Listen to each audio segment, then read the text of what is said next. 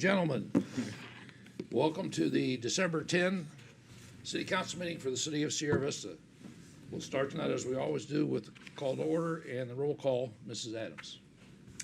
Mayor Rick Mueller. Present. Mayor Pro Tem Rachel Gray. Present. Councilmember William Benning. Present. Councilmember Gwen Calhoun. Present. Councilmember Sarah Pacheco. Councilmember Carolyn Humphrey. Present. Councilmember Christine Wolf. Present. Mr. Mayor, you have a quorum. Thank you, Mrs. Adams. Tonight we'll start as we usually do with the invocation. Tonight led by Pastor Jerry Priest of the Hope and Healing Church, followed immediately by the Pledge of Allegiance led by Madam Mayor Pro Tem Gray. Please rise.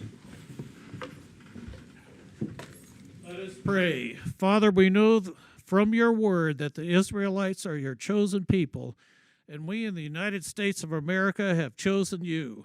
We thank you, Father, that our forefathers endured the tragedy at Pearl Harbor and by your hand emerged victorious. We Americans now, by your stretched out arm, are drawing together as family and friends and shall emerge victorious over COVID-19. We believe and receive this now in Jesus' name. Amen. Amen. Amen. Please join me in the Pledge of Allegiance. I pledge allegiance to the flag of the United States of America and to the republic for which it stands, one nation, under God, indivisible, with liberty and justice for all. Please be seated. Thank you. Thank you, Pastor, and thank you, Ms. Gray. Now let's start with item number one, the acceptance of the agenda. Mr. Benning. Mr. Mayor, I move that the agenda for the regular city council meeting of December 10th, 2020 be approved as written. Second. Second, do we have any additions, deletions, corrections for the agenda? Seeing none, I'll call for the question. All those in favor? Opposed? It's unanimous, 6-0. We now move on to awards and presentations. We have a number of outgoing commissioners that will be recognized tonight. I'm not really sure with COVID how we're going to do this, but I'm going to move around front. I'll call the name, and we'll try to do it one by one. I'm not sure we have all 18 or whatever it was here, but I'll call the name, come up, we'll do it one by one rather than doing it in a group. I think it's probably the best way to do that, and that's going to play heck on the lady taking pictures, but I guess we'll adjust.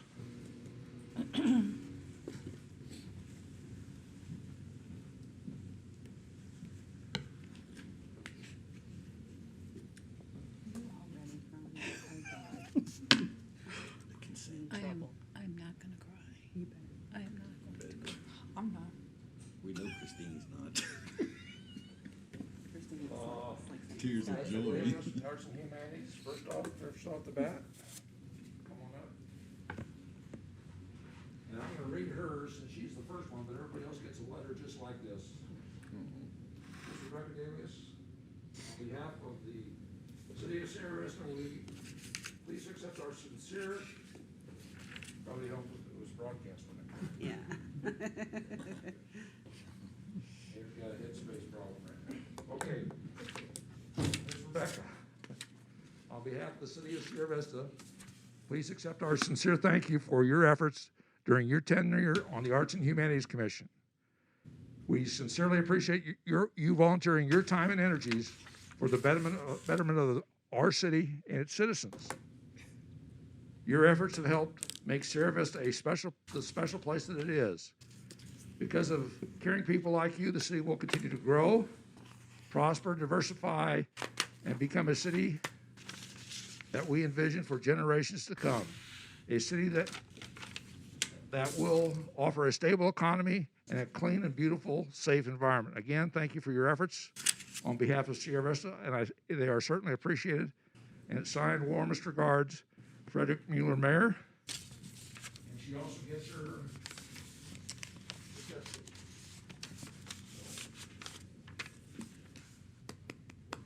thank you.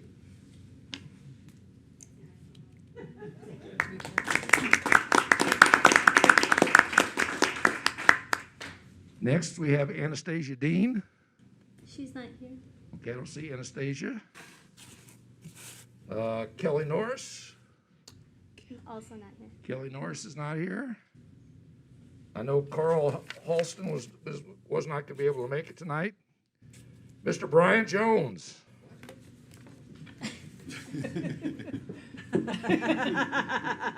The chief is going off the Employee Benefit Trust group. You know that. You didn't know that?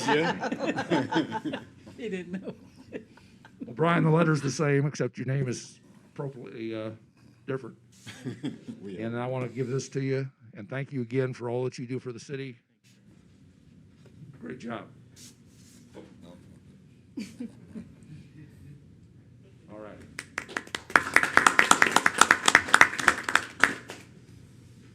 Next we have Dawn Foster. I don't see Dawn. Christy Lassiter. I don't see her either. Okay. Larry McKim, I don't expect him to be here. I don't see him. I know he's been under the weather. Oh, we should say the commissions they were coming off of. It wasn't as many as I thought here. Ethan Johnson, Youth Commission. Here is Ethan. There we go. Ethan, I want to make sure we got the right one for you. Youth Commission. Thank you very much for your contributions to the Youth Commission, and it's greatly appreciated. And what are you doing? What are you doing next? Well, right now I go to Arizona State University. I'm a teacher remotely. Great, Arizona State. Good luck with that, and thank you again. And whoops. And one of my favorite ladies in town.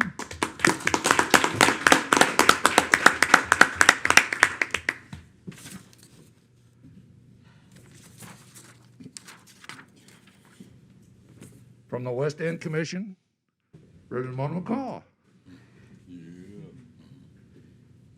I tell you, this lady does so much work in the community, both on the West End with her church and charities. It's really an honor to have you in our community and taking time out to help the city. It's just one of the things, many things you do. So thank you very much. And I miss seeing you at the hospital as a greeter. Yeah. Yes. Thank you. Oh, picture.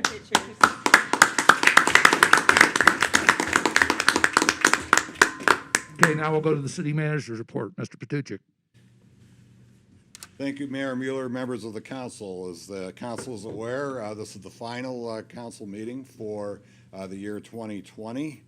So your next regularly scheduled work session will be January 12th, 3 p.m. here in the council chambers, and then the next regular council meeting for the new council will be January 14th, 5 p.m. here in the council chambers. A few projects tonight. The EMS substation design build project is advertised and scheduled to open on December 18th. The police department locker room remodel is also advertised and scheduled to open January 22nd of 2021.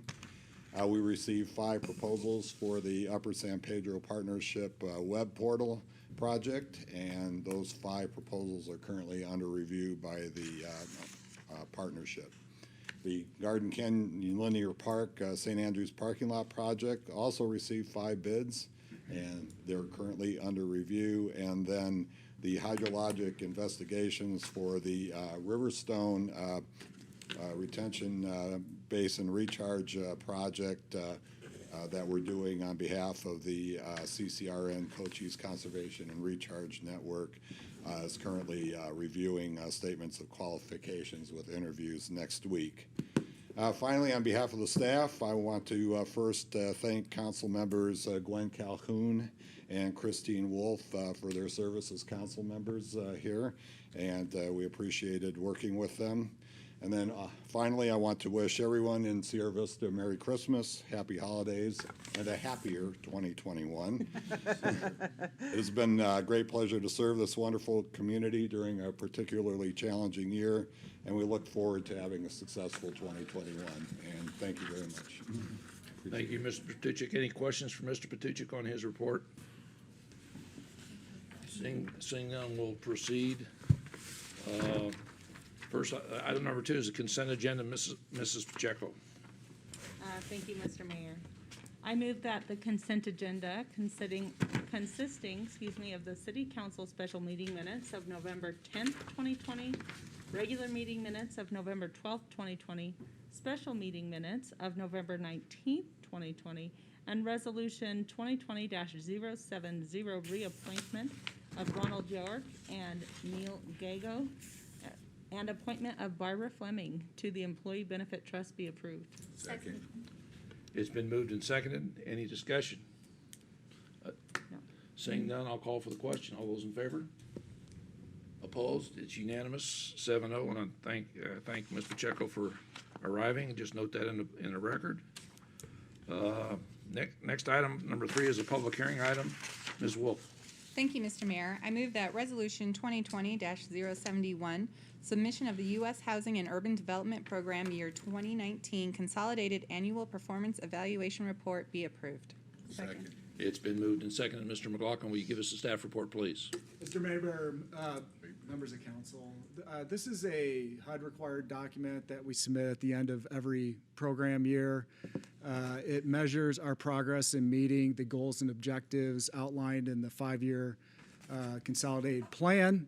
The report covers program year 2019, which coincides with our fiscal year. The total block grant fund spent in PY19 totaled $487,248.80. Detailed breakdown is provided in the report and summarized in the memo. Consistent with the consolidated plan, 3/4 of the funding was spent on public facility and infrastructure improvements. About 1/5 was on COVID-19 response, and the balance on administration. The document was advertised pursuant to the city's citizen participation plan in the local newspaper and posted on the city's website. The public comment period closed without any input being received. And with that, I'll take any questions you have. Questions for Mr. McLaughlin? I do have a comment. Sure. Just a comment that the improvements to Timothy Lane Park are excellent. I've been going through there. It looks really, really good. So, really pleased with that one. Okay. Good deal. Thank you very much, Mr. McLaughlin. Any further questions, discussion? Call for the question. All those in favor? Opposed? It's unanimous. Thank you very much. We now go on to item number 4, Ms. Gray. Thank you, Mr. Mayor. I move that ordinance 2020-007, City Code Amendment to Chapter 36, Commissions be approved. Second. It's been moved and seconded. Mr. McLaughlin, may we have the staff report, please? Yes, Mr. Mayor, and I'll try to be as succinct as you were on Tuesday. This is an amendment to Chapter 36 of the City Code to reduce the maximum number of members of the Planning and Zoning Commission from 7 to 5 to be in accordance with the Board and Commissioner practice and procedure guidelines that were adopted in June. The purpose is to provide consistency between the City Code and the revised guidelines. The membership requirement satisfies state statute, and no other amendments are necessary at this time. And with that, I'll answer any questions. Any questions for Mr. McLaughlin? Thank you, sir. Any discussion, questions from the council? Seeing none, I'll call for the question. All those in favor? Opposed? It's unanimous. Thank you very much. We now move on to item number 5. Mrs. Humphrey. Thank you, Mr. Mayor. I move that Resolution 2020-072, adoption of development fee schedule that corresponds to the land use assumptions and infrastructure improvement plans in accordance with ARS 9-463 and City Code 154.10-20 be approved. Second. It's been moved and seconded. Mr. Felix, may we have the staff report, please? Mayor, members of council, this is the last step in this very long process. The process is established by state law, and that's part of the reason there has to be a certain number of days between every single thing that we have done. Brief history for anyone who just happens to be starting with this. We first adopted impact development fees back in 2006. They were new to us. There was a lot of growth at the time. And in working with the development community, we adopted fees at 75% of the maximum allowable. State law does require if you do not levy your fees at 100%, it is made up by some other way, in shape, or form. At the time, we also adopted, at their request, an increase in the construction sales tax classifications of 0.7%. This is 0.7 higher than the standard retail rate, and has to be used to offset any development fees that are. In addition, we did update the infrastructure improvement plan based off their requests. The consultant at the time did agree to that. It did increase the estimated number of housing units that were going to be built. Obviously, that changed about 2 years after it was done, and is part of the reason why the current deficit that is in the funds. So kind of where we are, the council has already adopted the infrastructure improvement plan summary. As you can see, here's the total cost of the projects that are being included. We're doing buy-in for 3 of the 4 funds. Infrastructure is looking forward. The other 3 funds are buy-in for the fire station, police station expansion, and various parks, especially Sears Center Park, that have already been developed.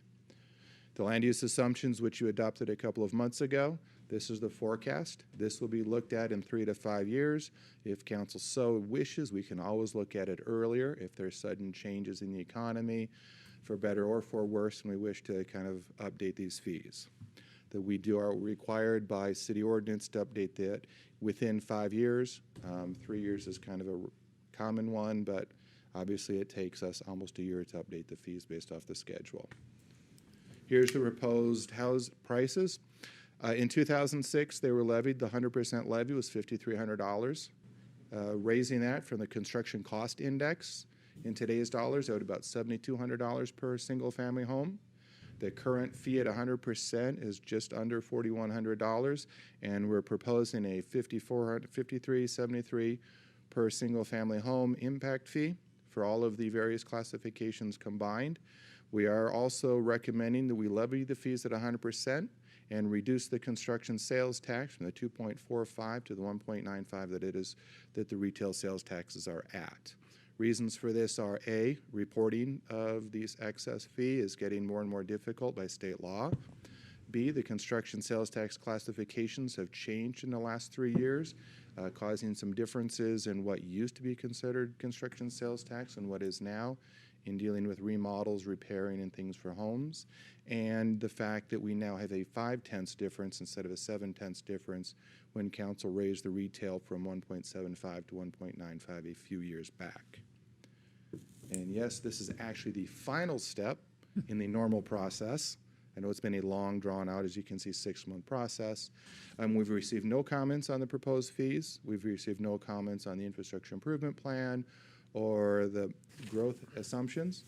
The next item, because we are recommending 100% fees, if you do adopt them at 100%, obviously the next item on the agenda is correcting the sales tax and reducing it to the same as the retail sales tax rate. And we are recommending these fees go into effect on March 1st. The key reason for that is the fact that the Department of Revenue does require a 60-day notice for a tax rate change so they can get it out to the community. And then it only makes sense that both the new tax rate and the new impact fees go into effect at the same time. I'd be happy to answer any questions anyone may have. Thank you, Mr. Felix. Questions for Mr. Felix? We went through this in a great amount of detail at the work session. Questions or comments? Yes, ma'am. All right. Can you clarify, this doesn't impact commercial development? Yes, it does. In the report that has been put out on the website, the development fees are also affecting the commercial businesses. It kind of varies. Some have gone up, some have gone down. There's been some changes in classifications. They used to have different classifications based on how big the building was, but in the one that was adopted 4 years ago, they reduced it to like 1 industrial classification, 1 commercial classification. They've added new categories for like nursing homes and things like that. And that also has been on the website for the whole time.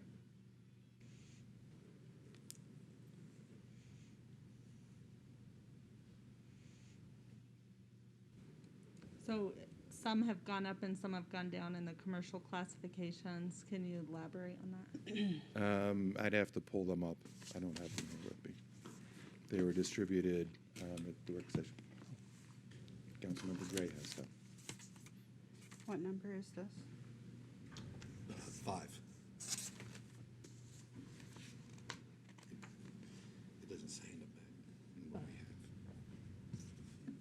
Sarah, do you want me to break them down for you? Yeah, if you don't mind. Okay. So industrial is going from 98 cents to $1.05, and that's per square foot, right, David? Correct. Commercial is going from 4.07 to 4.48.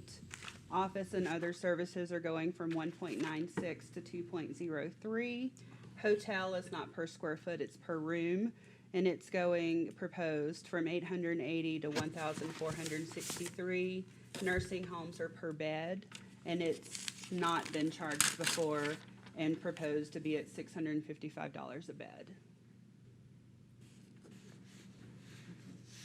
Thanks. You're welcome.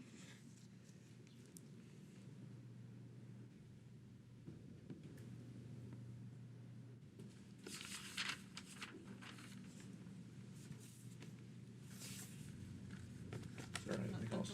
Okay. Anybody else? Okay, thank you, David. Any other points of discussion, clarification? Seeing none, I'll call for the question. All those in favor? Opposed? I didn't see your hand, sir, so I'm assuming it was yes? Yeah, Okay, it's my hand. it's unanimous. Thank you. We'll now move on to item number 6, I think we're on. Yes, sir. Ms. Wolf. Thank you, Mr. Mayor. I move that ordinance 2020-008, 2020 amendments to the tax code of the city of Sierra Vista be approved. Second. It's been moved and seconded. Mr. Felix, may we have the staff report, please? Mayor, members of council, as I mentioned on the last one, this is to reduce the construction sales tax from the current 2.45% to the same as the retail 1.95%. As you've adopted 100% fees, this is a bookkeeping thing to make sure that we are in compliance with state law. It does require that any excess construction sales tax, as they call it, be used to offset fees. So by adopting the fees at 100%, we need to lower the construction sales tax rate to be in line with our current retail sales tax rate. It is scheduled, as I mentioned, to go into effect March 1st. We'll notify the Department of Revenue if you approve this. We'll notify them tomorrow so they can get out to everybody in town through their standard mailings. Questions for Mr. Felix on this item? Further discussion on this item? Seeing none, I'll call for the question. All those in favor? Opposed? It's unanimous. Thank you very much. Thank you, Mr. Felix. And I guess you get, let's see, Item 8, 9. item 8 is Ms. Pacheco. No, number 7. Is that, we're at 7? Yes, sir. Number 7, Mr. Benning. Thank you, Mr. Under new Mayor. business. Thank you, Mr. Mayor. I move that resolution 2020-073, transfer of funds from the general fund to the Park Development Fee Fund be approved. Second. It's been moved and seconded. Mr. Felix, may we have a staff report, please? Mayor, members of council, we are still closing the books on fiscal year 20. There's a few minor things to go, but at this stage, the general fund revenues over expenses are currently estimated at about $577,000. This is mainly due to the revenue we've received from the online sales that was not put in the budget because it was not estimated, and that did start in November. And we have had cost savings due to the COVID restrictions and the shutdowns. Leisure activities have been shut down, the wine festival, things like that, all the spring events have been shut down. So we've had some salary savings. We have tried to put some employees in other areas, like helping out in City Hall, the ones that would like to still work, and we've been able to do that. But that is the main reason for this excess revenue over expenditures. Also to note, we did pay our budgeted PSPRS contributions. They were more than the required contribution. We had an excess of about $436,000 contribution for the police side and about a $300,000 excess contribution on the fire side. This matches your policy of paying the budgeted amount. So hopefully that will show up in 2 years by the time it gets through the process that the state uses to figure out and come up with the new actual evaluations. As the mayor noted in one of the prior work sessions on the development fees, even with the proposed park fee, it was still not enough to cover the deficit in the 10 years. This is a fund that is currently $3.4 million cash negative and fund balance negative, mainly due to the construction of Sears Center Park. And this will help bring the fund to a zero balance, hopefully within that 10-year period. Be happy to answer any questions you may have. Oh, Thank you, and Mr. State law Felix. does require us to do this since we do not have it budgeted in the system, and it is more than a $10,000 addition of a transfer. Questions for Mr. Felix? Yes, ma'am. Somehow I missed kind of understanding this part, Dave. The Sears Center Park created a deficit. Correct. Why did that happen? It had to do with the timing, and it was included in the impact fees. It was originally being constructed, and then when the development fees were going on, it was adjusted before the final numbers were in. The park originally did cost us about $2.6 million to construct the original site with all the work that was done, and of course we did have some additional challenges with that site in the beginning, which costed some extra costs on it as well. Thank you, that's helpful. Thank you. Thank you. Yes, ma'am. I just want to, of the 577, 450 is going into this fund, and the 127 will then be in the reserve, correct? That is correct. Thank you. Any other questions? Seeing none, I'll call for the question. All those in favor? Opposed? It's unanimous. Thank you very much. Excuse me. We now go to item number 8. Ms. Pacheco. Thank you, Mr. Mayor. I move that resolution 2020-074 payment plan with Castle and Cook, Arizona for sewer interceptor be approved. Second. It's been moved and seconded. Mr. Felix. Mayor, members of council, back in 1999, the city and Castle and Cook entered into a development agreement to extend a sewer line, the Avenida del Sol sewer line interceptor, from the sewer plant down to the tribute area. As part of that agreement, they created a reimbursement district, and Castle and Cook guaranteed the repayment of that sewer line to the city at the end of 20 years. The interest rate at the time that they agreed to was prime rate. At the end of the 20 years, which was in June, the city council did extend this for 6 months, the final repayment till 6 months, until December 28th of this year.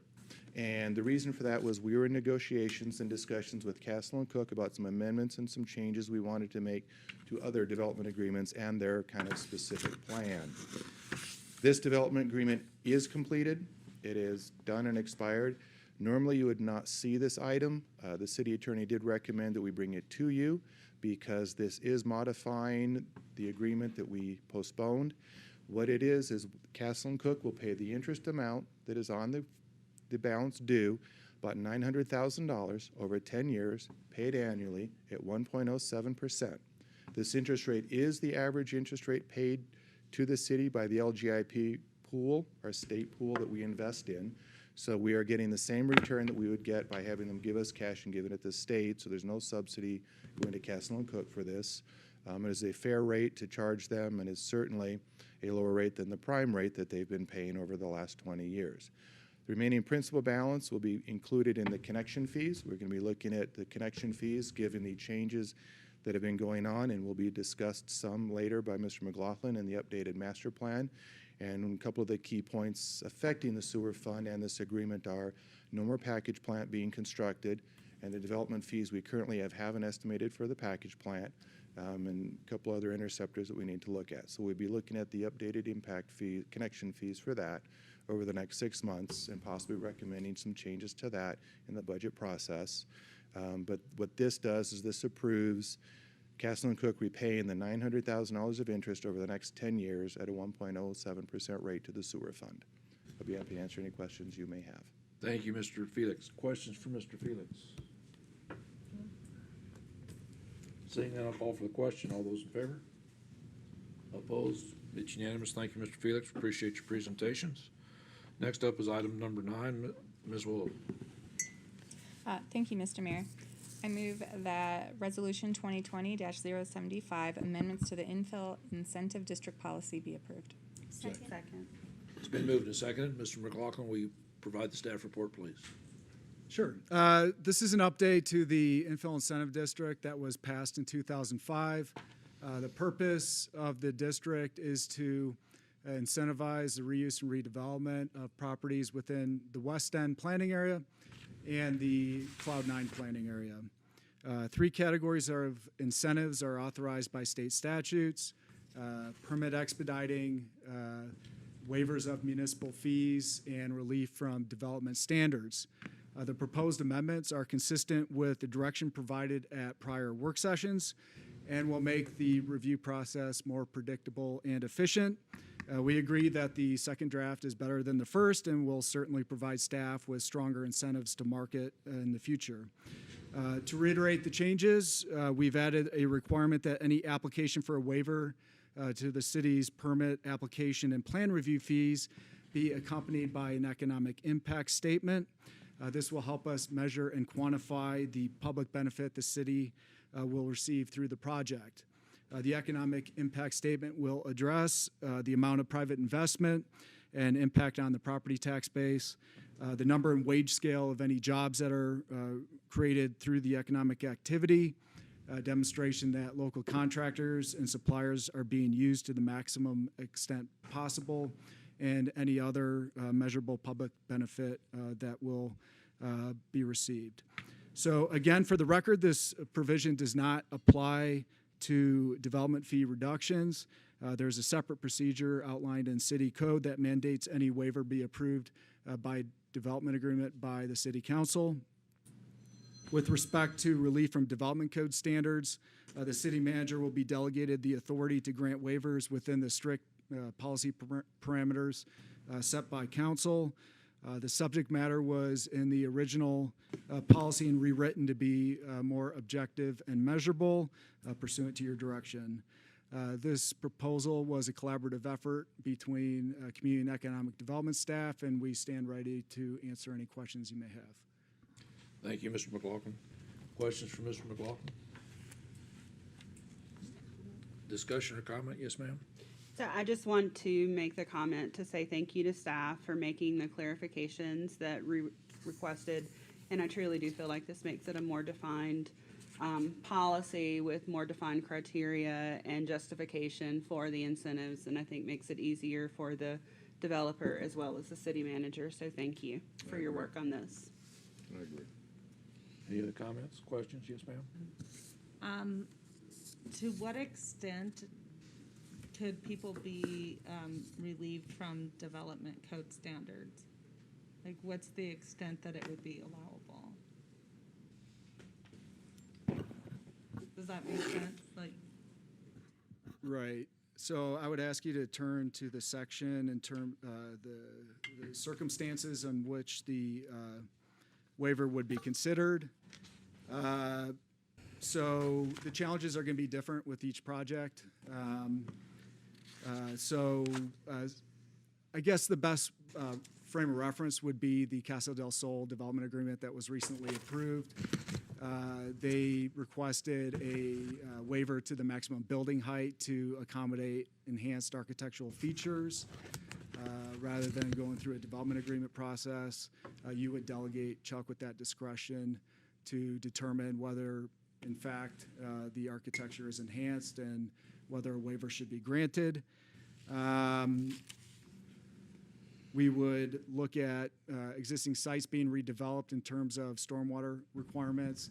That would be a technical analysis done by our city engineer to make sure that there is no net increase in flows from the site, and there could be some latitude granted in how they meet those standards. Mixed use, so the West End is predominantly single story. This would allow a property to be redeveloped in a mixed use format. Currently, the code requires that dwelling units be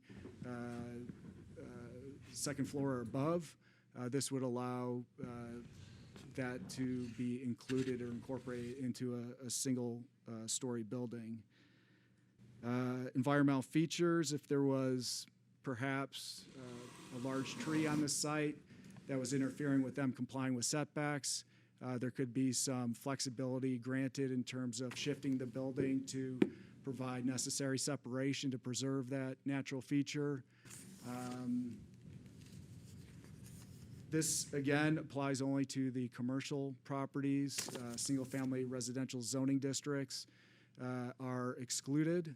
So this is, again, an economic development tool that we're requesting to again, give us additional latitude to work within the constraints of parcels that were platted sometimes 50 years ago and developed in a substandard manner to what we require today to help oftentimes first-time entrepreneurs get their project off the ground. Thank you. Ms. Calhoun?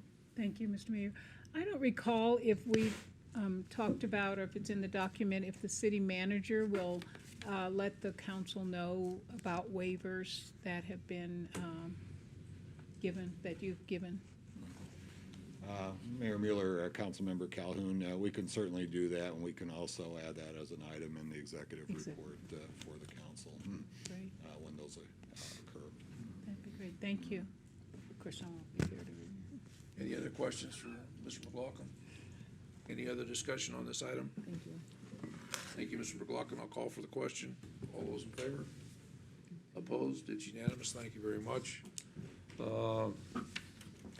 now go to, I believe, item 10. Ms. Gray. Yep. Thank you, Mr. Mayor. I move that Resolution 2020-076, Public Transportation Agency Safety Plan, prepared by Arizona Department of Transportation on behalf of City of Sierra Vista, per the Federal Transit Administration's Regulation 49 CFR Part 673, be approved. Second? It's been moved and seconded. Mrs. Jones, may we have the staff report, please? Yes, good evening, Mr. Mayor and members of council. We are here this evening for your approval of the Transportation Safety Plan. We have always followed the safety protocols and procedures implemented by the City of Sierra Vista. In July 2018, the Federal Transit Administration published the Public Transportation Agency Safety Plan Final Rule. This rule requires certain operators of public transportation systems to receive federal funds from FTA's Urbanized Area Formula grants to develop safety plans that include the processes and procedures to implement safety management systems. ADOT partnered with the City of Sierra Vista and 6 other cities to prepare a combined safety plan. The safety plan is required to be submitted to FTA by December 31st, 2020, and it must be updated annually by each transit department to stay in compliance. This is simply another step in the process to maintain our funding eligibility, and it confirms and updates what we already have in place.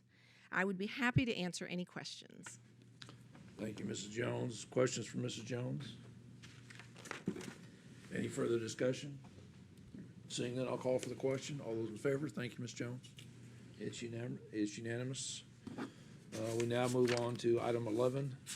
Ms. Humphrey. Thank you, Mr. Mayor. I move that Resolution 2020-077, Addendum to the City Manager's Contract, be approved. Second. It's been moved and seconded. Ms. Fleming, may we have the staff report, please? Yes, good evening, Mayor and Council. Thank you. So the resolution that I have before you today is for an addendum for the city manager's employment contract. The addendum is inclusive of one item, and that is a salary increase of 2% that would be effective retroactively to July the 1st, 2020. I'll be happy to answer any questions. Questions? Just a comment of thanks to Chuck for his long service to our community and employment with the city. I just want to say, and your leadership. Agreed. Thank you. Mr. Petrucci, do you want to have a comment? Yeah, I just want to say I appreciate it, Mr. Mayor and members of the council, and thank you for your continued support. And I'll just make the comment that we did give the employees the same percentage raise. It seemed right to do the same thing, since we haven't always done that when we've given the employees the raises. So before I start talking in past tense, we need to vote on this. All those in favor? Opposed? It's unanimous. Thank you very much, Ms. Klein. Now we move to item number 10, Mrs. Calhoun. Thank you, Mr. Mayor. 12, yeah. I can't read. You should know that by now. Right. And I just moved right along. I knew what you meant. I move that Resolution 2020-078, proclaiming the City of Sierra Vista as the hummingbird capital of the United States, be approved. Second. It's been moved and seconded. Mrs. Hector, may we have the staff report, please? Thank you, Mr. Mayor. Good evening, council. As you know, as you well know, Sierra Vista is known as the hummingbird capital of the United States, within the state of Arizona and well beyond our state's borders. Because of the area's notoriety among birders, especially those that are looking for hummingbirds, Sierra Vista has long been recognized as the hummingbird capital of the United States. Although hummingbirds can be found in many locations in the Americas, Sierra Vista is unique to the variety and number of species that visit this area. There are 26 species of hummingbirds that come to North America, and of that, 17 can be found in the United States. Of those 17 species, 15 can be found here, including several species rarely found elsewhere in the country. Few other hummingbird watching locations in the United States host an equal number of species, and none host the same variety of species found in Sierra Vista. Hummingbirds can be found here in such quantity that birders have been able to spot as many as 14 in a single day. 14 species, pardon me, in a single day. With the volume and variety of hummingbirds passing through Sierra Vista annually, the Southeast Arizona Bird Observatory has been conducting an ongoing study into the life and migration patterns of these birds for more than 10 years and contributing to the National Database of Research on Hummingbirds. Also, the Nature Conservancy's Ramsey Canyon Preserve includes 14 species of hummingbirds in its list of more than 150 species of birds that can be found there, and that bolsters the preserve's world-renowned reputation as one of the best birdwatching spots on the planet. There are no budgetary impacts to this resolution, and if you have any questions, I'd be happy to answer them for you. Thank you, Mrs. Hector. Questions for Mrs. Hector on this issue? Any comments? William has something. William? Thanks, Mr. Mayor. I just want to thank Councilmember Calhoun for bringing this up and pushing this. It's a great thing for our city and making this official and pushing it outside of our city also, so I appreciate it. Anybody else? Yes, ma'am. Next steps are, is it going to the Arizona State Legislature next? Once this is passed, we've already talked with a couple of our local legislators that want to assist us in getting recognized at the legislature. So that will be a process once the new legislative session opens. Okay, is there like a national process too, or just state? Well, once we get the state, if there is a process, I don't know if there's a national process. I would imagine we could ask the congressperson or one of the senators to put it in the congressional record, but as far as a formal resolution, I'm not sure they do this kind of thing. So we'll have to do some research is the answer. With good thoughts. Yeah, I want to also say thank you for the idea and bringing it up to council. This is a good way to end this year. We needed something like that. Okay. Thank you, Gwen. Thank you, Judy. I wanted to make a comment. Go ahead. I just wanted to comment to Judy and to the staff that may have assisted you. Thank you so very, very much for all the research you put into bringing this forward to the council. Thank you so much, Judy. Really appreciate it. And it gives our community members an opportunity to have another thing to brag about our city and to carry the word far and wide about our community and now being the hummingbird. Well, because we said so, being the hummingbird capital of the United States. Thanks, Judy. Okay, so let's make that official then. All those in favor? Opposed? It's unanimous. Thank you very much. Thank you, Gwen. You're so Appreciate welcome. it. Thank you. We now go to item number 13, Ms. Calhoun, Ms. Calhoun. Thank you. I'm happy to address this. Mr. Mayor, I move that resolution 2020-079, that's correct, 079, support of Amtrak service in the region be approved. Second. It's been moved and seconded. Mr. Boone, may we have the staff report, please? Mr. Mayor and Council, your economic development team looked at this when it was originally presented to Council some time ago. And up front, I want to say this resolution is about supporting increased passenger service, period. Additionally, this has no fiscal impact on the City of Sierra Vista's budget. You are simply supporting in principle the expansion of the Amtrak Southern Arizona service provided by Sunset Limited / Texas Eagle with daily service. In this case, it runs through Benson. Currently, long-distance service train has been reduced to 3 days a week.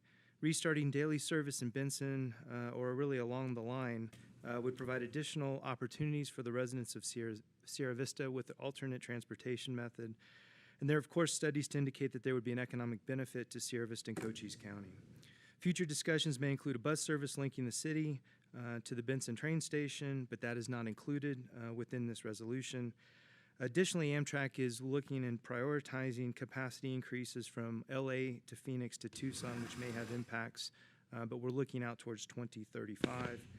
In this case, Mr. Todd Liebman, the president of All Aboard Arizona, is here, as well as Mr. Richard Dodge, representing the 501c3. With that, I'll pause for any questions. I'll just mention, I promised at the work session I'd get a hold of the city of Benson. I did that. They have no problems with us. In fact, they support it.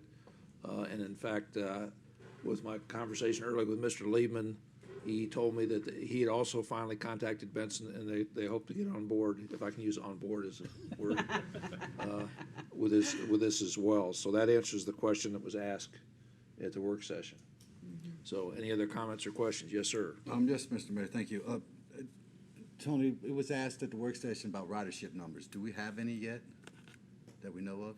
Nothing specific, no. Anybody else? Yes, ma'am. I'd just like to thank Mr. Dodge and Mr. Liebman for bringing this matter to the council and for our consideration. Thank you. We thank the council. Any other further discussion? Yes, ma'am. Mr. Mayor, I just want to reiterate what I stated as my concerns on Tuesday. Government suggestions tend to become, sometimes become requirements, and I really just do not think that as a government entity that we should be suggesting to I understand that they do receive subsidy, but even according to Mr. Liebman, it was a small subsidy, that we should not be suggesting to them how to run their business. Thank you. Any other comments? Yes, ma'am. I'd just like to also reiterate what I said on Tuesday is I don't feel like that we are suggesting or mandating. We're just iterating our support for this idea. So I just want to get that on the record as the counter. Anybody else? Seeing no further comments, I'll call for the question. All those in favor? Opposed? Passes 5-2. Thank you very much. Next item is call to the public, and we have no one has signed up to address this call to the public.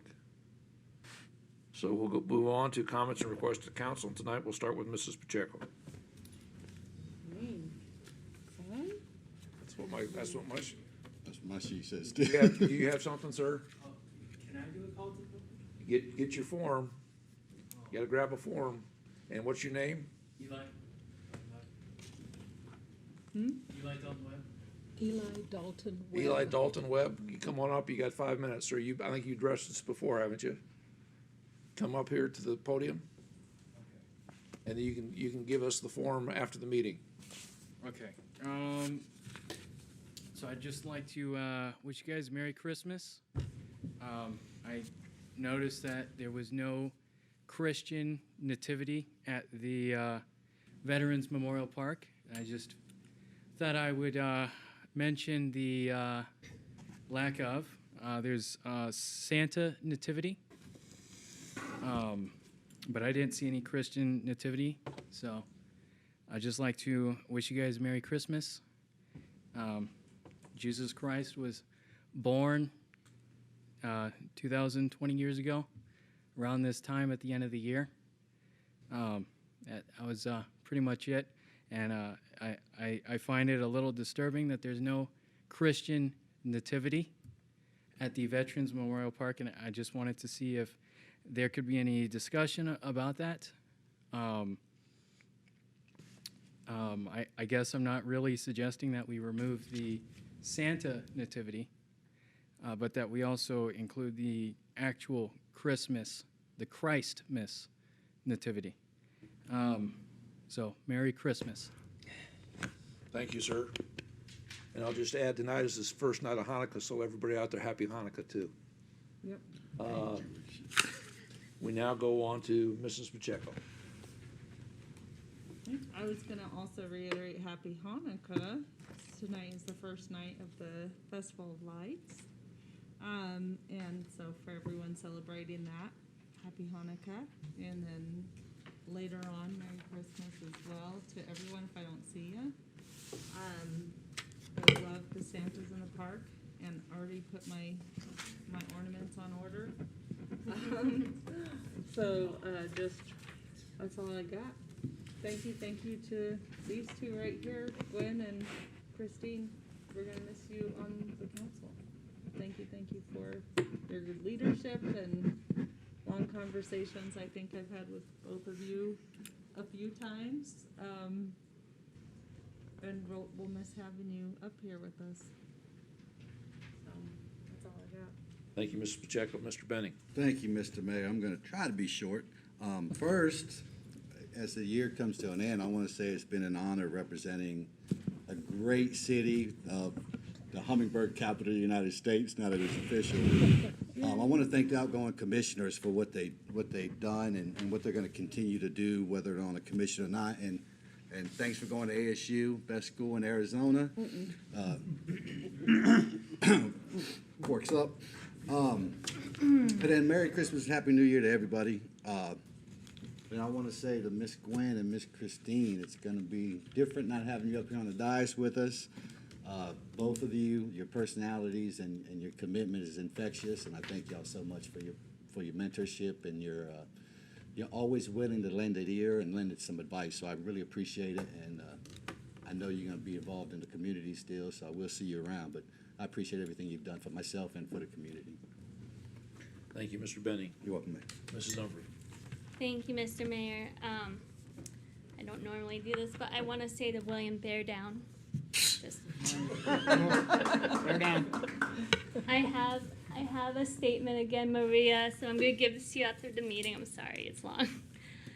Because Gwen and Christine, I've been reflecting on the past 2 years of our time serving together, and both of you have been incredible mentors. And like Sarah said, long conversations, and you've been very patient with all my questions. And I admire your dedication and your life of public service, and I strive to emulate that in my commitment to my own public service journey. I'd like to take a moment to say something about each of you, and I'm going to start with Christine.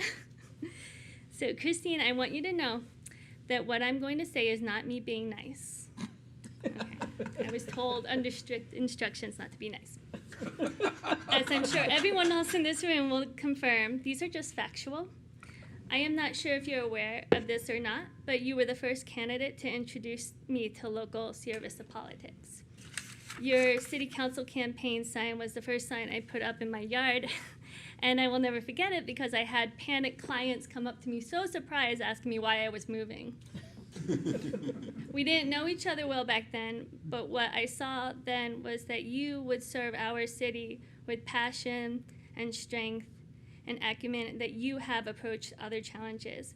And it's true over the past 2 years that I have had the privilege to witness firsthand your straightforward approach to problem solving, your knowledge and understanding of the law, and the way you have been an outspoken champion for our local small business community, all while being your authentic self.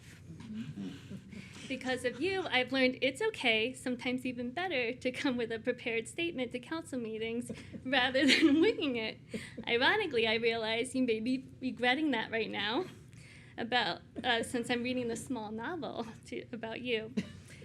Like all passionate public servants, we've had our disagreements, but I know that we can agree on some very important things, mainly that a difference in opinion should not be taken personally, and that Die Hard is indeed a Christmas movie. Yes, it is.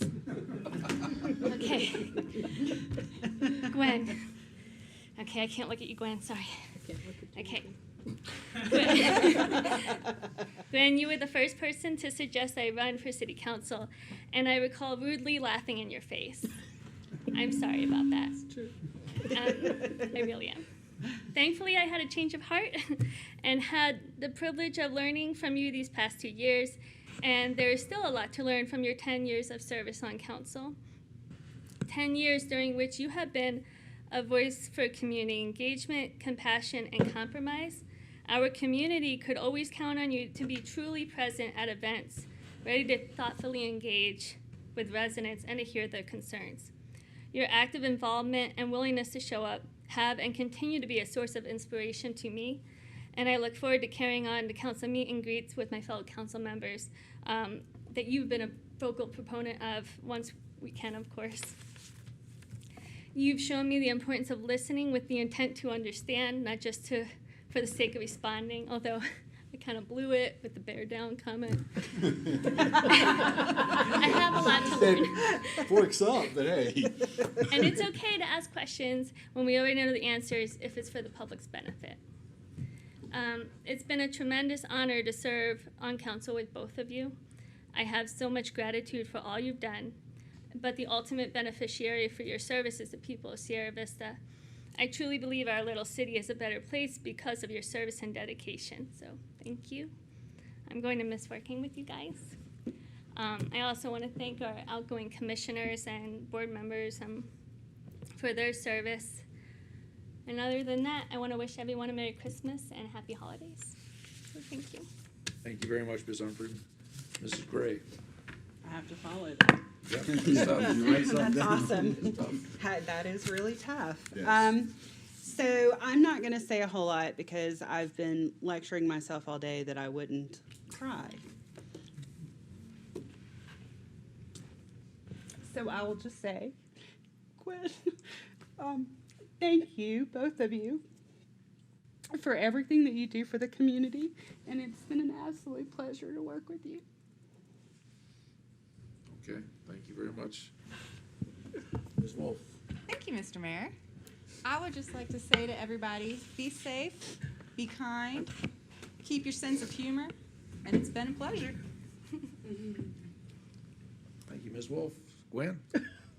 Are you kidding? Okay. I had a few words to say, but I'm not going to do that.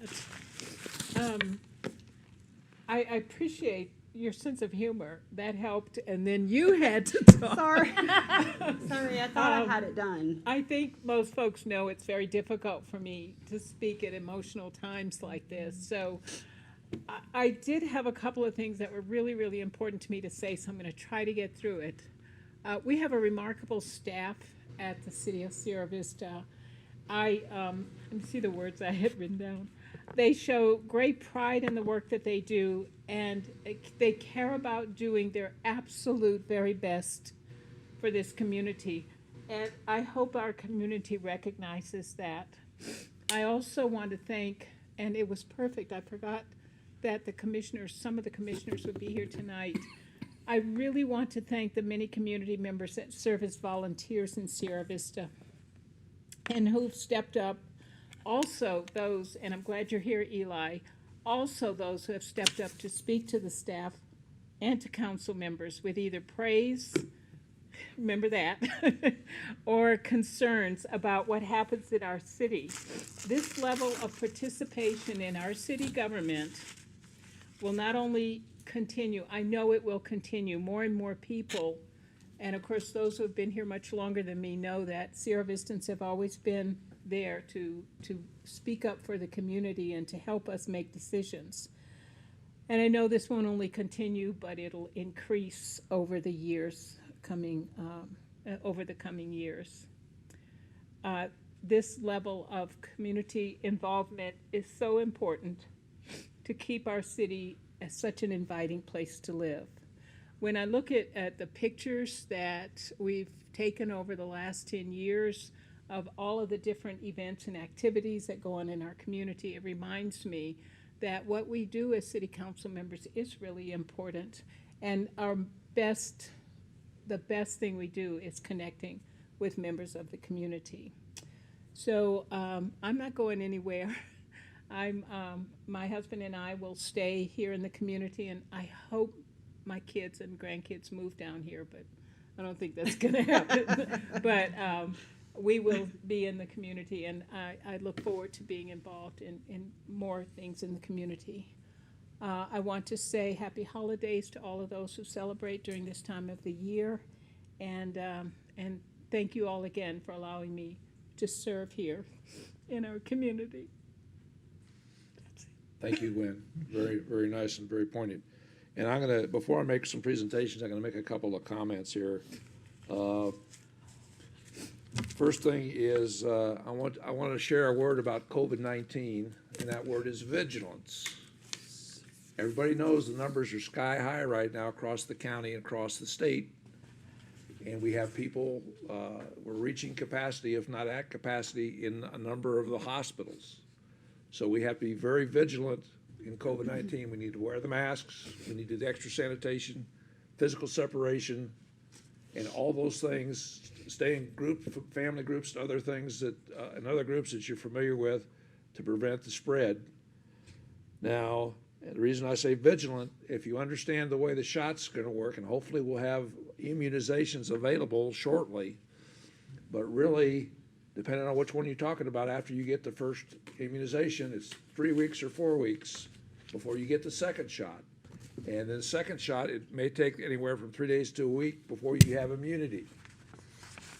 So that means it's gonna take time. That puts us into January, at least for the first line medical folks.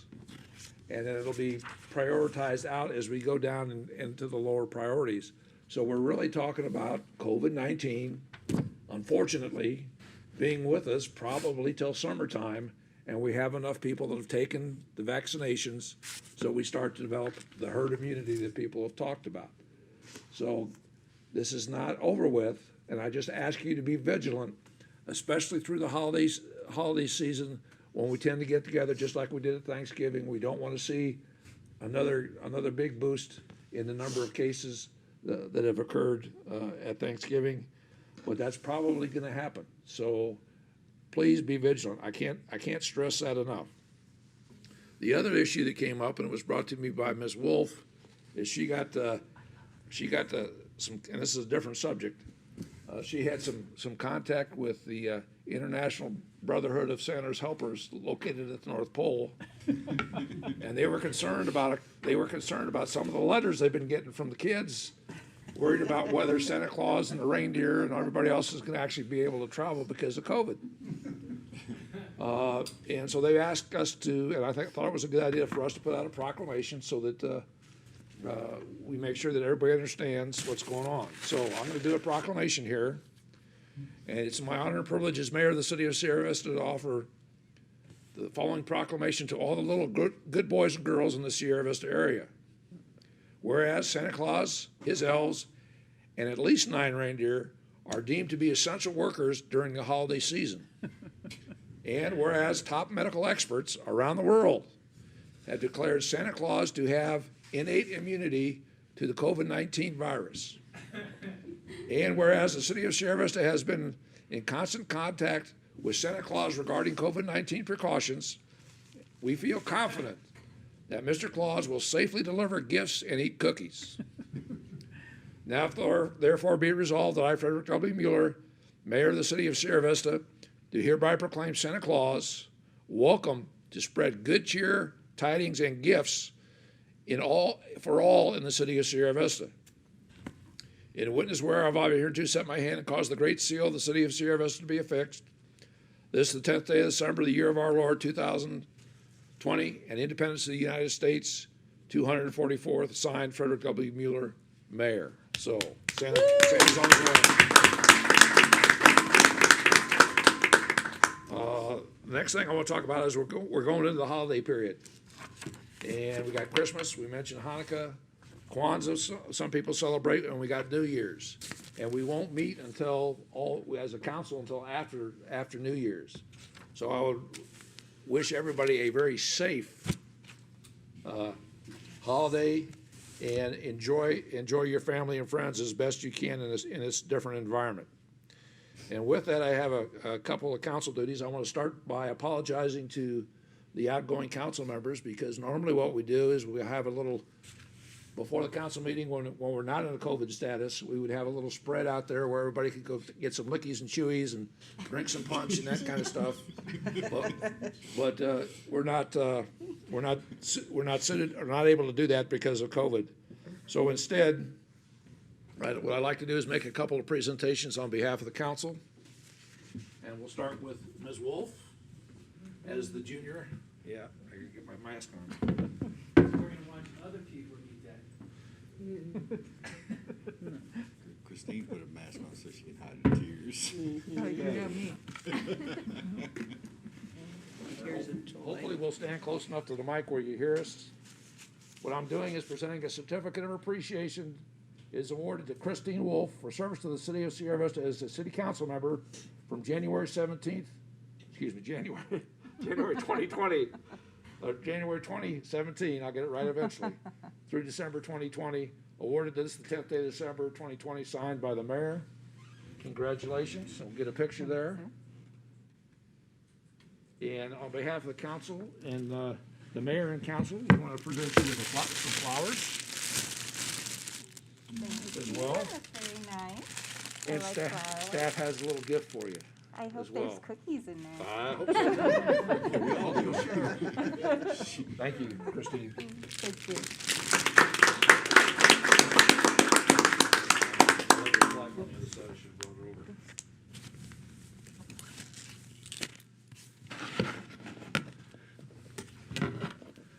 And Mrs. Calhoun, 10 years on the council. I know.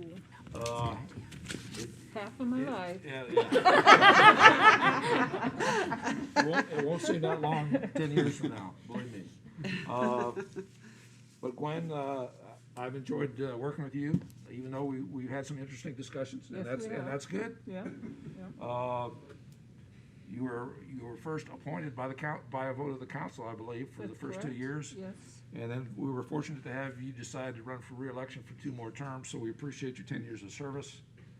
And again, this is a certificate of appreciation as awarded to Gwen Calhoun for your service to the city of Sierra Vista as a city council member from June 2010 through December 2020. And again, it's signed by the mayor. Congratulations. Elbow it. Elbow it. Okay, she get a picture there? Okay? Thank you. And again, from the mayor and the council, we have some flowers for you as well.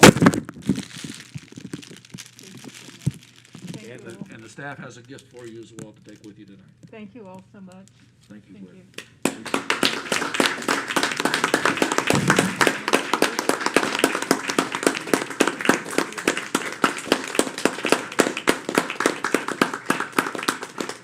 Seeing no other business Thank before you. council, meeting's adjourned.